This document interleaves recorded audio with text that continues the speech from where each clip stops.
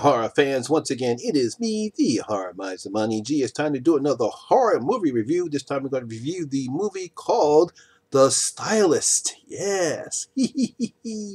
Now, The Stylist is a 2020 American horror film. It was written and directed by Jill. I'm going to butcher this last name, Juraganzian. I think I had pronounced that right. It stars Najara Townsend, Bree Grant, and Davis Biroc. Now, in this particular horror film, a lonely hairstylist becomes obsessed with the lives of her clients and descends into a murderous madness rage. Ooh boy. Now, I believe that there's nothing more frightening when you see a nice-looking, innocent, pretty woman. She looks nice, but she turns out to be a murderous psychopath. Oh no! Now, we've seen this trope play out in certain horror movies such as May and the Japanese horror film Audition. Now, basically, the premise is a pretty but shy woman looks innocent enough but in the open, but behind closed doors.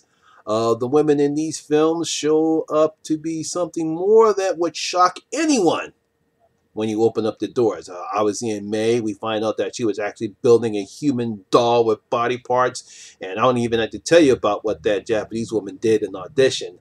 It just totally shocks people. Such is the case with writer-director Jill Gerversian's, I hope I missed that. I know I messed it up in latest film, The Stylist. Now, in this one, we're introduced to Claire, who's a pretty nice, attractive woman, and then she's also a good hairstylist. She seems to know her craft very, very well, as we see in the beginning of the film when she's working on her latest client's chair. She does a fantastic job in getting her clients ready, putting on the lotion and all the hair products that the woman asked for her to do. Everything seems fine what Claire is doing. Unfortunately, Claire's problem is that she scalps her victim's hair, with the skin included, women that she envies, and then places it on her head pretending to be the said woman. Yeah, kind of like with Maniac, but a little bit more on the crazy side. Now, my guess it's a sad attempt to hide her own insecurities or whatever, obviously, mental illness Claire is suffering from. Obviously, she's suffering from something because you don't necessarily just scalp some woman's hair, put it on your head, and think that you're that woman.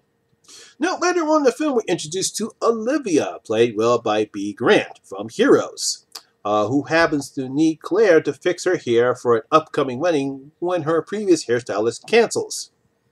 We see when she texts Claire, obviously she's heard about Claire before. Claire doesn't agree to it, but then she does, and bang! We now introduce the two main players in the movie.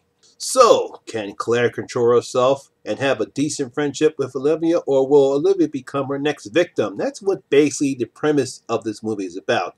They form this nice bond friendship here, and we have to see whether or not what's going to happen to Olivia. Can Claire actually have a nice relationship, or will she just resort to her murderous tendencies and kill Olivia? Well, it should be no surprise on how well Jill suits this film, especially the hairstyle scenes, since she was a hairstylist herself. You can see a lot was done to make the audience believe that Claire is a top-notch hairstylist. I really like those shot in close scenes that she does during the hairstyle scenes. So you really have to give Jill credit on how she shoots these scenes. You also have to give Najara Townsend credit for her performance as the unbound Claire. Now, as I said at the beginning, Townsend, who is best known from the movie Contracted, plays Clara as the attractive but shy, introverted, and desperate woman who is clearly suffering from some sort of mental illness. You really do feel sorry for Claire because she is a pretty woman, and you would think that she would have a lot of girlfriends. She'd probably have a nice, steady boyfriend or a marriage, but obviously something is wrong with the poor woman. She does try very hard not to give in to her murderous impulses, but she fails miserably, mainly due to her own insecurities, as we see throughout the film. She tries to not do the bad thing that she wants to do, but unfortunately outside forces and her own insecurities prevent her from, doing what she does best, and that's scalping women, unfortunately. No, I do like the dramatics that Jill gives the audience between Claire and Olivia. I think that's one of the best things about the film. Olivia is a confident, beautiful, and very positive woman. Yes, she's under pressure with the upcoming wedding, but she seems to be the best thing to happen to Claire. hopefully we're seeing that, well, maybe Claire can actually do something positive for once. However, despite the good acting from both Townsend and Grant, Jill's story is incomplete.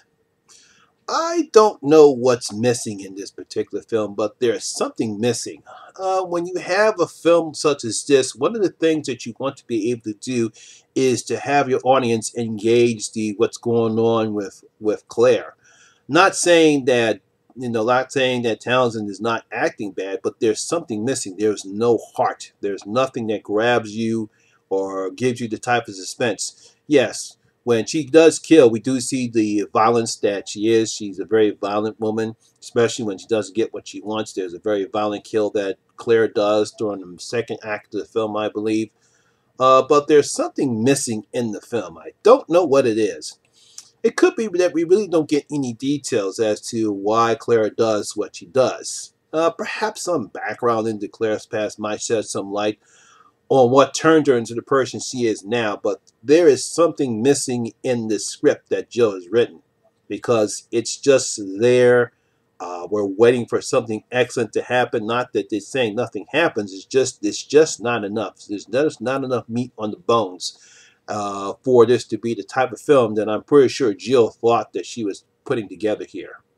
Yes, Claire is a dangerous woman, and despite her best efforts, she will eventually kill a woman who she feels she wishes to be. And also leads to me saying that I definitely saw the ending coming a mile away. I was waiting for that ending to happen. And when it does happen, I wasn't surprised. It's kind of a fitting end to the movie, so I'm not surprised it ended that way. I'm pretty sure if you saw the film, you know what I'm talking about. There's simply no way in the world that could not be any type of conclusion other than that ending. Now, I did like the film. I just wish we could have had explored more into Claire's background so we get a better understanding of her psychosis.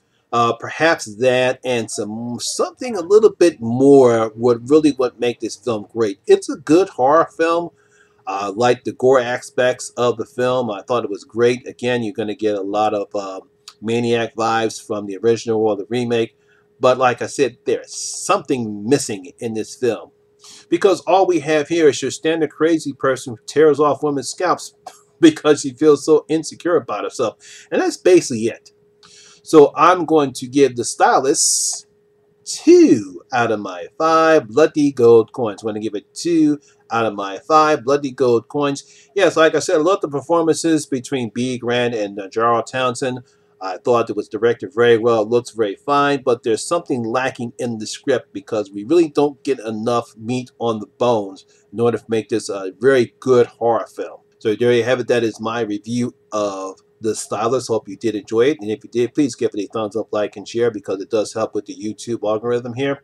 Also, have you seen The Stylist? What do you think about it? Did you enjoy the horror film or did you find it lackluster as I did? Leave your comments in the comment section below and tell me what you thought about The Stylist. Now, also, if you're new here, please hit that subscriber button and ring that notification bell. That way you'll be notified anytime when I put up new videos such as this one. Once again, my name is Lamont Smith, better known as the Horror Miser Monty G, and always remember that horror rules. And I'll see you in my next video. I'm out.